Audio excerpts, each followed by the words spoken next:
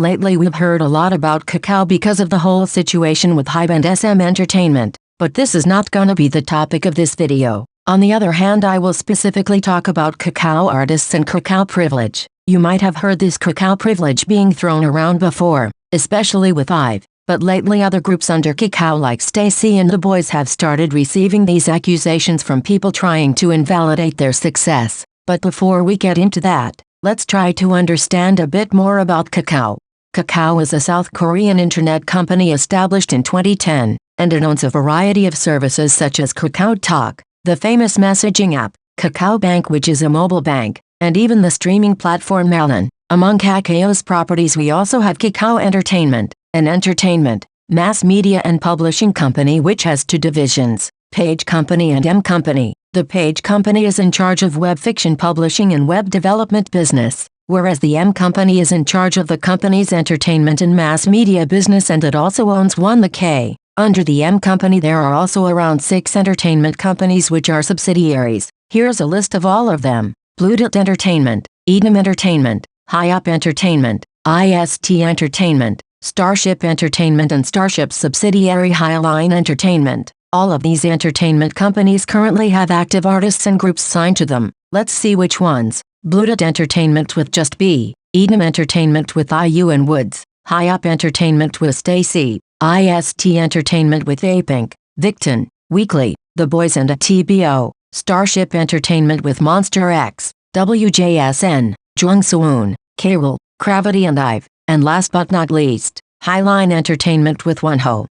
The first factor we need to consider when talking about Kakao privilege is that Kakao owns Melon, which has led some people to suspect that Kakao might be manipulating the chart in order to make their artists chart higher. So let's just see some of the recent comebacks by Kakao artists. STAYC came back with Teddy Bear on February 14th. They charted at number 13 on Bugs, at number 53 on Genie, and number 83 on Melon. According to some K-pop stan, they should have gotten a bit of a push on Melon since they're from Kakao, but they literally charted the lowest on Melon compared to the other charts. Another Kakao group that came back around that time are The Boys, coming back with Roar on February 20th. They charted at number 56 on Melon, which is pretty good for a 4th-gen boy group, but I'm pretty sure if Kakao was rigging the chart they would have made sure to make the song debut at a higher position. But let me make another recent example. Gravity had their comeback with Groovy on March 6th, so let's see how they did on Melon. Well, they debuted at number 571.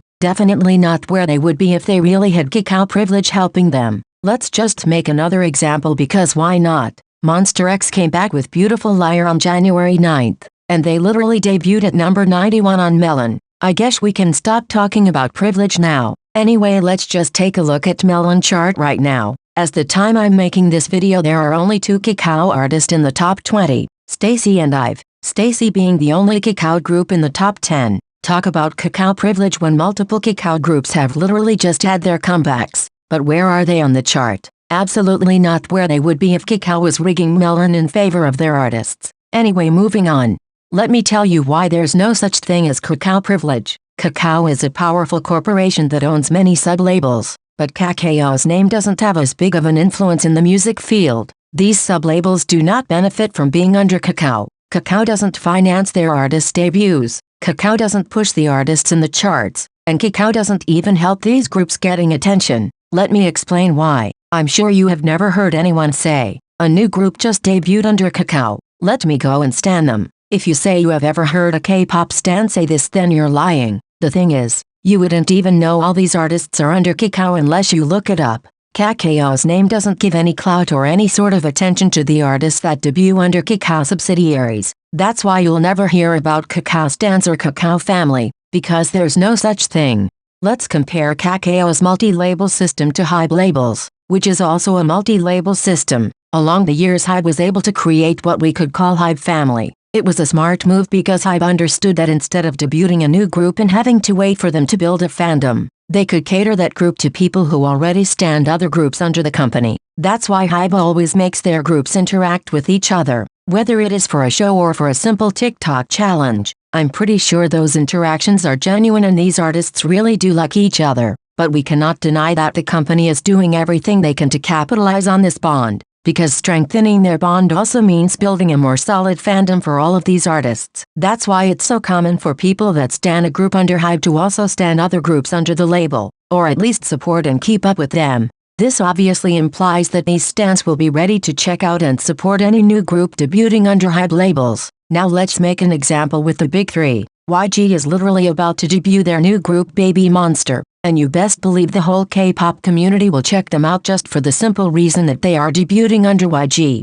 The same thing would happen if JYP and SM decided to debut a new group tomorrow. This group would get attention just by their company's name alone. But none of this would happen if Hi-Up Entertainment decided to debut a new group. Of course this new group might get some attention for being in the same company as STAYC, but they wouldn't get attention for being a group under Kakao, if you get what I mean. The funny thing is that nobody ever talked about Kakao until HYBE became so successful. Then suddenly Kakao privilege was a thing. This makes no sense because if Kakao was really favoring their artists they would have started doing it way sooner. Kakao was established in 2010 and they have had their fair share of artists under them. Yet some of them are pretty underrated and they could definitely use an extra push. But this extra push literally doesn't exist, and now my question is, where is the Kakao privilege for artists like Jung Suwoon, Victon, Gravity, ATBO, Weekly, Just B and many more? Why are they not as big as IVE? They're also from Kakao, so if IVE has Kakao privilege why don't they? And this is where K-pop stans need to start using their brain.